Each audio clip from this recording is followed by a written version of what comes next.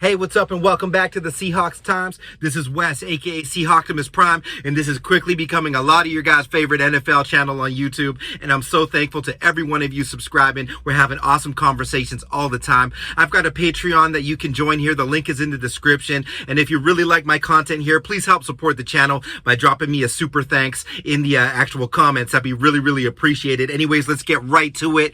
I'm going to get into some of the prospects coming out of this NFL draft in 2023 that are not quarterbacks that the Seahawks may take over a quarterback with their first pick. I am a firm believer that the Seahawks will take a quarterback in this upcoming draft, whether that be Will Levis, KJ Jefferson, those types of guys. I have a video on that and I'll have more videos coming. But these are the players that I think are the most polarizing and dynamic that Pete Carroll and John Schneider will try to select ahead of a quarterback if it so happens to fall that way. Number one, really renowned player, that's Will Anderson. There's no mistake about it. Will Anderson is the most touted player coming out of this draft. He is a dynamic athlete at all phases of the D-line. He can really do everything. This guy can get push. This guy can get off the edge. This guy can get sacks. He is really a powerful and generational athlete. I would love to have Will Anderson in this team, and I think he can go in the top 5 easily. So I'm not sure if it falls to Seattle there, but this is the type of player that I would even trade up for to get, because he can really change a defense.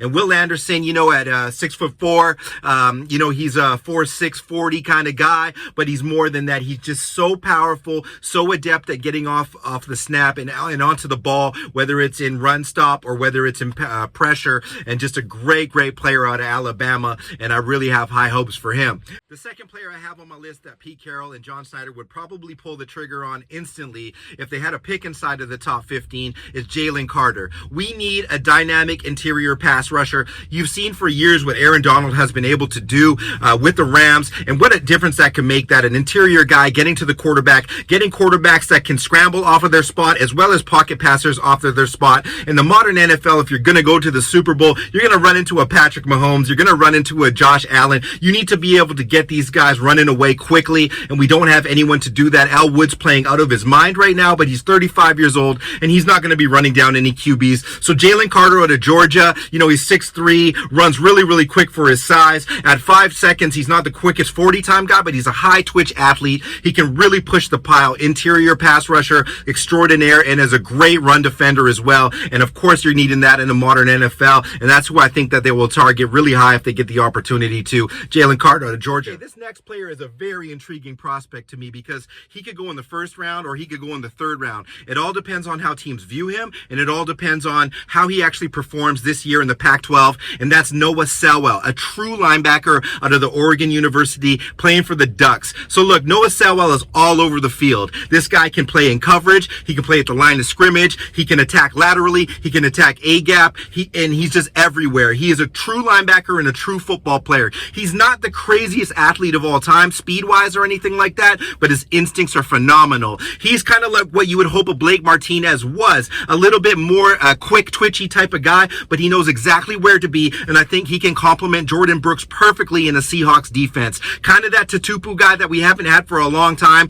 with a little bit more physical capability, but all of the football IQ. So Noah Salwell, I don't know if we leap like a CJ Stroud or type guy for this guy, but if he falls to our lap in this draft, I would highly recommend taking him. Next up, we have Breezy. I don't even know if I'm pronouncing that right. That's a nose tackle / 3-tech out of Clemson University. This kid is a monster, 6'5", 300 pounds, runs 5 seconds 40. He's really intimidating. He's kind of like an Ndamukong Suh type, but I think with more wiggle, more twitch, and just a thumper. We would love to have a guy like this on our team that can get up there, bat balls down, kind of like a Jason Pierre-Paul type dude, get that interior push, and make it hard for guys to throw the ball short, because he's hard to see over with those hands and those reach. He's got a lot of upside still. He can still learn a lot of technique to become a better pass rusher, but that's another guy too that I could see Pete Carroll falling in love with. There is an ACL there in his history, so I'm kind of like a little bit timid on that. We've been having a really tough luck drafting guys with previous injuries, but Breezy, a high upside guy out of Clemson, known D-line coaching down there, so I could see them looking at him. Okay, and the next player I have on my list, maybe lesser known to football fans, is Patterson. This is a mauling center out of Notre Dame. This is not an overreach kind of center pick. This guy is the next Max Unger. This guy is the next big thing at center, in my opinion. He can snap the ball, get to the second level right away, or 6'4", he can defend in the pass at the point of attack. He's so sturdy, a great athlete at 6'4", 307 pounds. But aside from his athleticism is his consistency in all phases of the game, and he can captain the ship. Austin Blythe can teach this guy for maybe half a season or an off season, but Austin Blythe can no longer really attack as soon as the ball is snapped. So Jared Patterson, very self-explanatory type of talent out of Notre Dame. Check his film. All right, and the next athlete on my list is Quentin Johnson out of TCU. This receiver is 6'4", 200 pounds, runs 4.5, not the fastest guy, but can be the next possession receiver for Seattle as Lockett gets a little bit older. But this guy is more than just a set of hands and a big target. He's really, really shifty, can get in and out of routes and get open, specifically coming back to the ball. His quarterback is terrible at TCU. If this guy gets with an NFL level quarterback, he's going to be really hard to stop. He's not trying to burn you downfield or anything like that, but he can catch in the red zone, and he's a really, really underrated wide receiver. And I would love the prospect of having this guy paired with Metcalf. That will really, really stretch defenses. So that guy, let's see how the season goes for him, but he plays good competition. That's Quentin Johnson out of TCU. Check his film below. All right, and with my next pick, I'm going to stick at receiver, believe it or not. A lot of people might think this is crazy, but just imagine we had a marquee third receiving threat. We did not find that yet in D. Eskridge, but this is Keshawn Booty. There's nothing booty about this guy's game.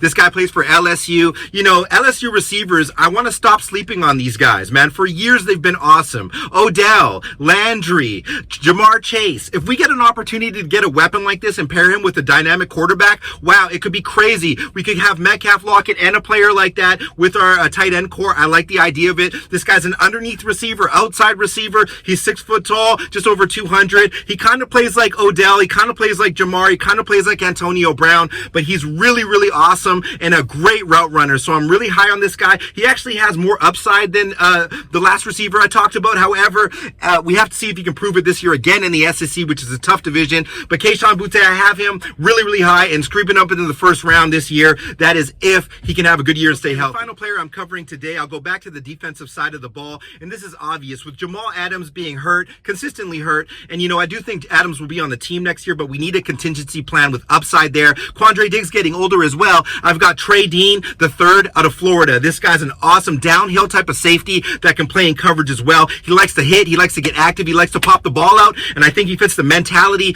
of the LOB 2.0, which Pete has been desperately trying to create for years and years. But now we have Tariq Woolen. Now we have Kobe Bryant. Now we have Mike Jackson. Now we have those types of guys. We can add Dean to this mix and kind of get that formula going again. Check out his film. He's really, really active. He had a tough week here in the first week last week, but I think he's just a good player playing against the best of the best and receiving. So Trey Dean the third, he's just a very rangy safety that likes to hit, and I like the mentality he brings. I believe the Seahawks could look at him, whether or not they leapfrog a QB for him. All right, and that's all the players I'll cover in this video. I'll be doing more of these videos as they seem to be very popular, but the Seahawks may not necessarily take a QB with their first pick. That Denver pick after week 3 is looking kind of juicy, but if they get a chance to get a CJ Stroud, a Bryce Young, that kind of thing, I do think the Seahawks will go there if it's not a reach. But if it is a reach and some of these types of athletes are there and they think they can get their next best QB at the next pick, make no mistake about it, we will draft BPA because it certainly worked in the 2022 draft. But here it is. Let's go.